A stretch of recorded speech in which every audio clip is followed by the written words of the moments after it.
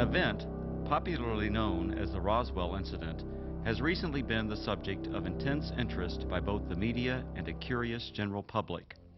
In recent years, numerous speculative books, magazine articles, television programs, a made-for-TV movie, 2 UFO museums, fraudulent documents, and even an alien autopsy film have emerged to exploit the media fascination with the Roswell incident. The story has even gained international attention.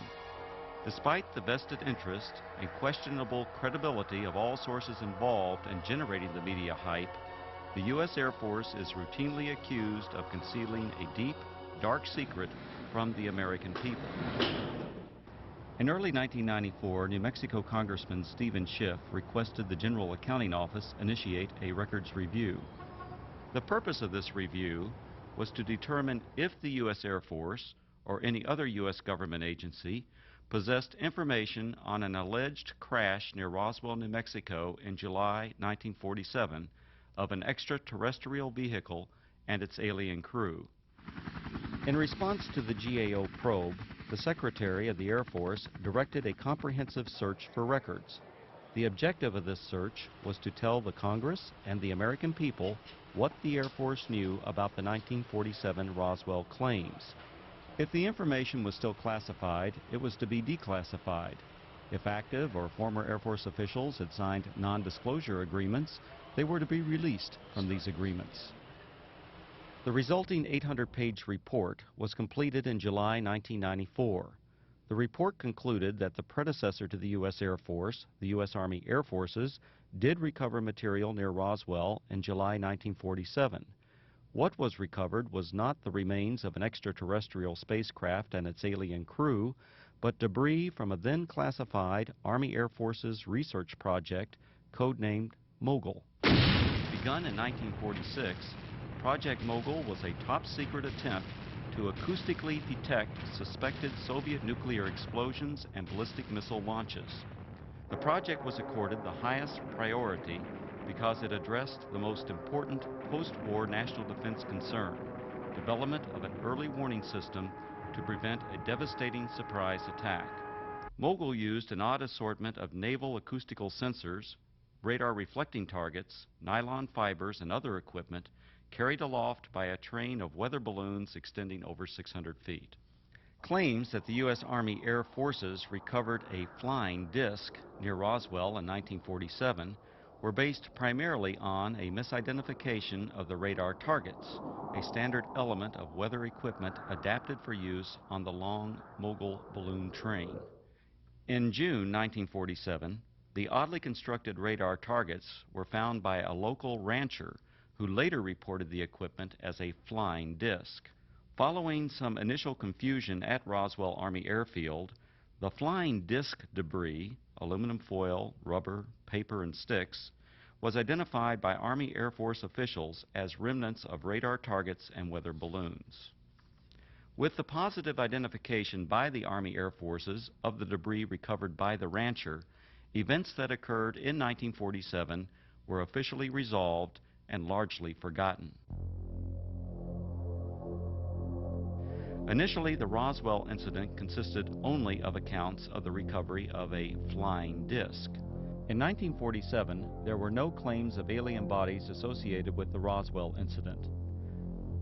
The recovery of alien bodies became part of the Roswell story during the late 1970s, with other claims being made in the 1980s and 1990s. These later-day revisions to the Roswell story were often based on anecdotal accounts from second- and third-hand witnesses collected by UFO enthusiasts 40 or more years after the actual event. The same anecdotal accounts that refer to bodies also describe large-scale field operations conducted by U.S. military personnel using an assortment of military vehicles and aircraft to recover crashed debris supposedly from an extraterrestrial spaceship. Military personnel were allegedly led by an angry, red-headed captain, threatening those who witnessed the operation with imprisonment or death if they revealed what they observed. The popular Roswell story contends that the bodies, once recovered, were allegedly transported under tight security to the base hospital at Roswell Army Airfield for autopsy. At the hospital, the angry red-headed captain was again allegedly observed threatening civilians. Following the purported autopsies, the alien bodies were supposedly transported to Wright Field, Ohio, now Wright-Patterson Air Force Base, for further processing and storage. This summarizes the Roswell incident scenario as presented by UFO enthusiasts. On the surface, this explanation may appear plausible to some. However, things are not always as they appear. The reports of bodies were only briefly discussed in the 1994 Air Force report because the search for records from 1947, the year of the alleged incident, did not yield any data to support a 1947 claim of alien bodies. However, following the release of the 1994 report, additional research uncovered information which explains some of the claims of alien bodies associated with the Roswell incident. From the additional research, a second report was written which critically examined the anecdotal claims and descriptions of flying saucers, aliens, and reports of unusual Air Force activities in the New Mexico desert. This in-depth examination revealed that many of these claims were reasonably accurate descriptions of Air Force activities. Some of the claims that refer to bodies are most likely misperceptions by uninformed persons of unclassified and widely publicized Air Force scientific achievements of the 1950s. However, other descriptions of bodies appear to be exploitation of Air Force members killed or injured in the line of duty. The following are the 5 main conclusions contained in the second report. Research reveals that actual U.S. military operations, widely separated by time, geographical location, and purpose, have been misinterpreted or deliberately misrepresented. These misrepresentations collectively created what is known as the Roswell incident. UFO proponents failed to establish accurate dates of reported eyewitness accounts, in some instances by more than a decade. In addition, they erroneously linked all these accounts to the actual 1947 recovery of Project Mogul equipment. Eventually, these misrepresentations transformed a series of verifiable Air Force activities into what some have described as the extraterrestrial event of the millennium. Reports of aliens in the New Mexico desert were actually anthropomorphic test dummies that were carried aloft by Air Force high-altitude research balloons. Critical examination of alleged alien sightings consistently matched the physical characteristics of these dummies, as well as where and how they were used. Vince, that new dummy cam is great. Yeah, it'll sure give people a whole new outlook on what it's like when you don't wear a safety belt.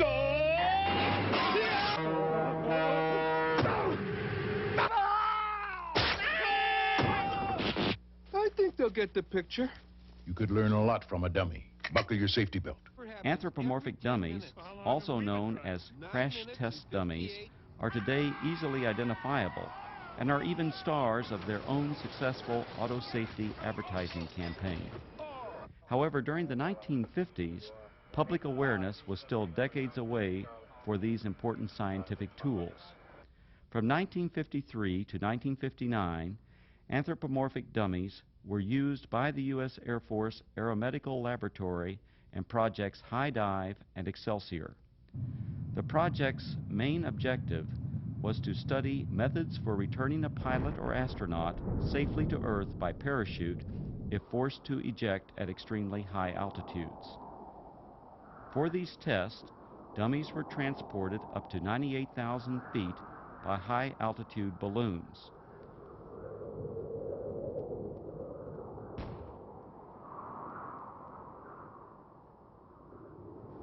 The dummies were released for a free-fall period, during which body movements and escape equipment performance were recorded by a variety of instruments.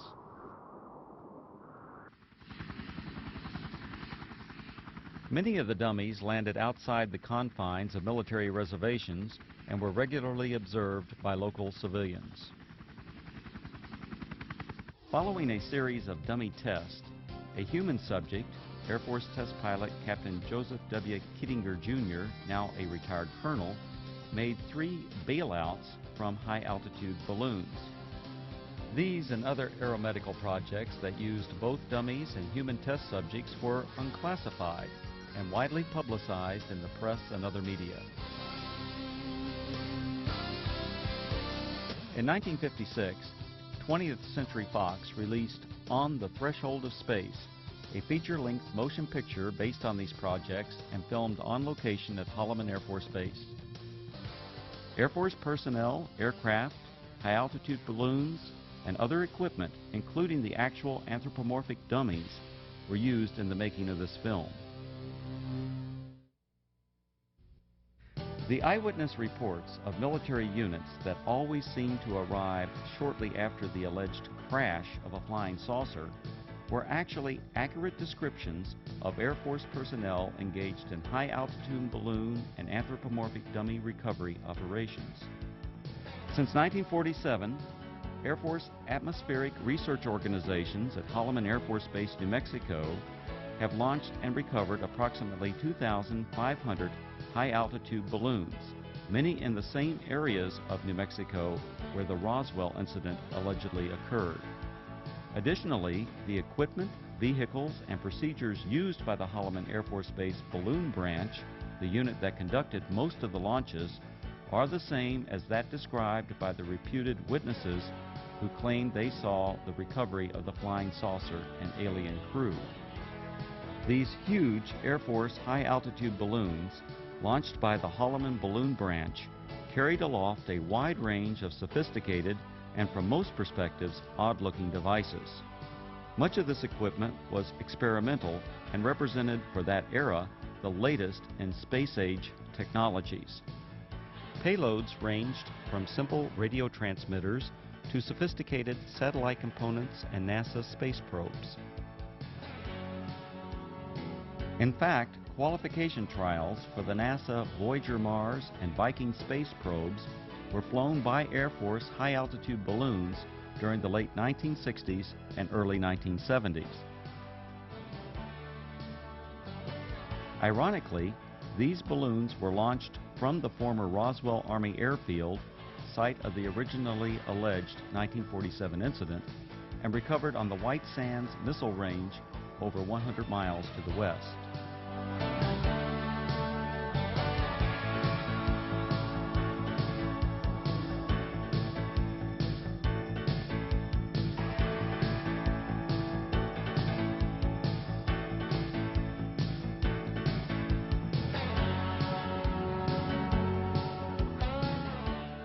Recovering the balloon payloads was essential for accomplishing the scientific objectives of the high-altitude balloon program. The primary high-altitude balloon recovery areas were and still are located at predetermined sites throughout Arizona, West Texas, and New Mexico, including the area surrounding Roswell. To retrieve the equipment many miles from Holloman Air Force Base, recovery personnel operated a variety of aircraft and vehicles. The exact vehicles described by the witnesses as having been present at the crashed flying saucer sites. To expedite these operations, the recovery crews tracked the balloons optically, electronically, and from aircraft which directed ground vehicles to the impact areas.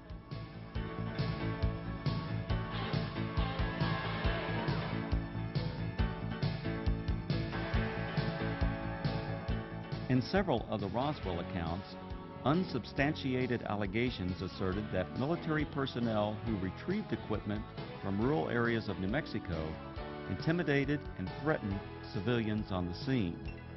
On the contrary, Balloon Branch personnel enjoyed good relations with the local community and often solicited their assistance following a balloon or payload landing. In the course of their activities, recovery personnel rented or borrowed tractors, bulldozers, snowmobiles, and even pack mules from local residents. The payloads, parachutes, balloons, and circling chase aircraft often draw crowds of curious onlookers from the local community. In fact, so many civilians are often present at balloon or payload landing sites, the scenes were once described by balloon branch personnel as being like the circus coming to town. Here's what it looked like this afternoon, floating from east to west over town. It was way up there, all right, some 25 miles over our heads, the Air Force later told me. The giant helium-filled balloon eventually collapsed, falling to Earth like 1,000 pounds of cellophane, landing on the Gila Indian Reservation southwest of Phoenix. A short while later, we spotted this, a large parachute, perhaps 100 feet across. Dangling beneath it was some sort of a silver box that made a rather hard landing. This is what had been attached to that balloon, we would later find out. There were no markings on it, no way at all of telling what it was. Then the Air Force pulled up.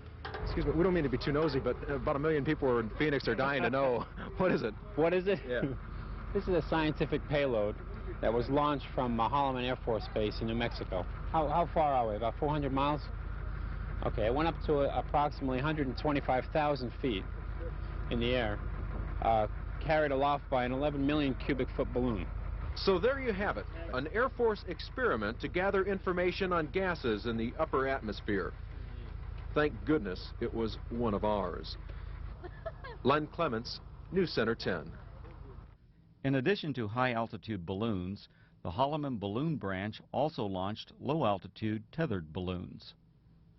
These tethered balloons may have inspired at least one account of an alien craft associated with the Roswell incident. In a popular book, the authors present a drawing of a crashed spaceship, allegedly given to them by an anonymous witness. When this drawing is compared to a photograph of an experimental tethered balloon flown at Holloman Air Force Base in March 1965, the similarities are undeniable.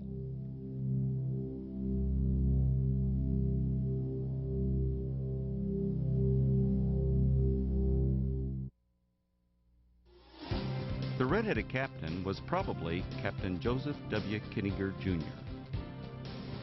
Captain Kittinger served as the project officer or pilot in all three of the Air Force's manned high-altitude balloon projects, Man High, Excelsior, and Stargazer.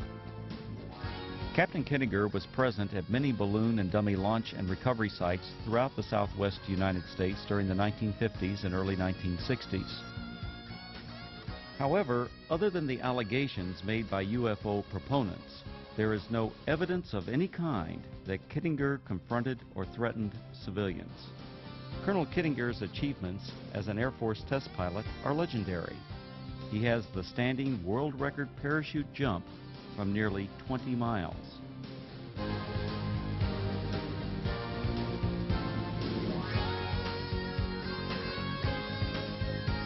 Later he went on to serve 3 combat tours in Southeast Asia and is credited with an aerial victory while engaged in combat over North Vietnam.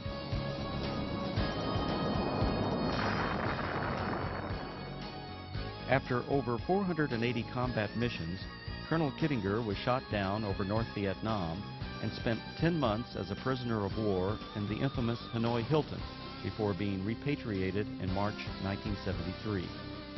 Colonel Kittinger made history again after retiring from the Air Force.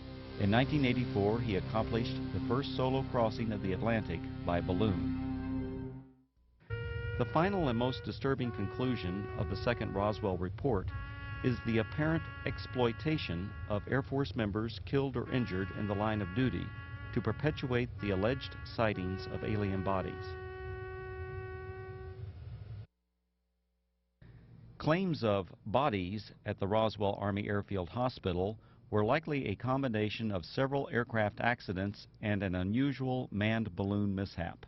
One aircraft accident occurred on June 26, 1956.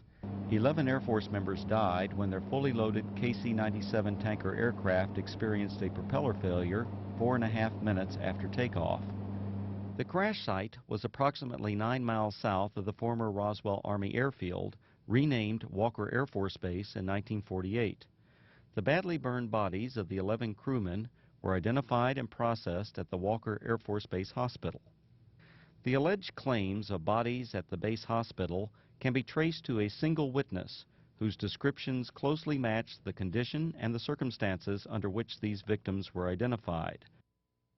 Furthermore, claims of bodies attributed to specific Air Force personnel are unsubstantiated. Some of these individuals were not even present at Roswell Army Airfield in July 1947. The balloon mishap occurred during a low-level training mission for backup pilots in the Project Excelsior high-altitude manned balloon program.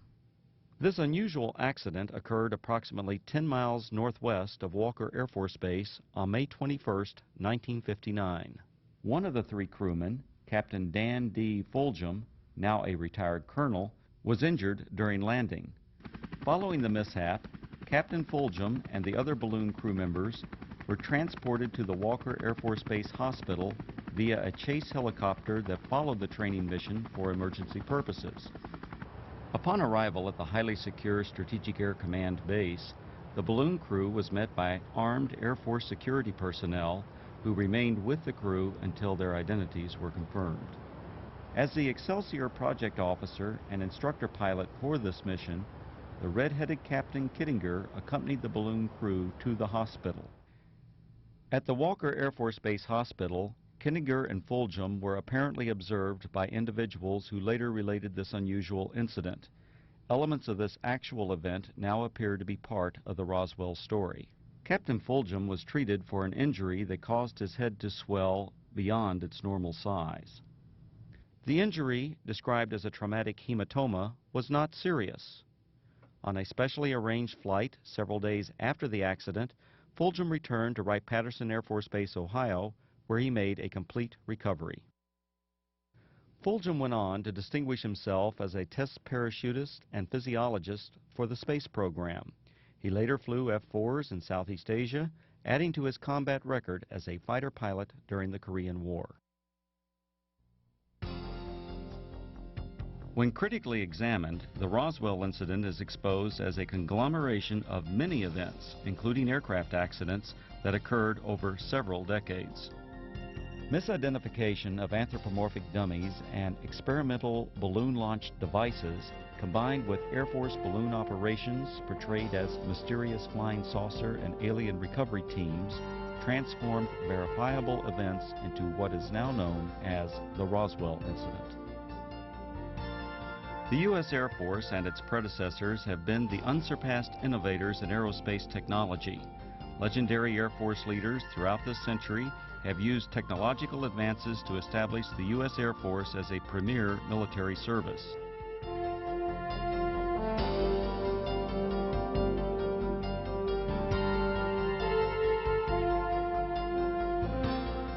The facts presented in the reports examining the so-called Roswell incident did not reveal it to be a dark secret or government cover-up as persons unacquainted with Air Force technologies proclaim. Instead, these studies identified a collection of events that exemplify the technological leadership, dedication to duty, and continuing noble sacrifices of the men and women of the United States Air Force.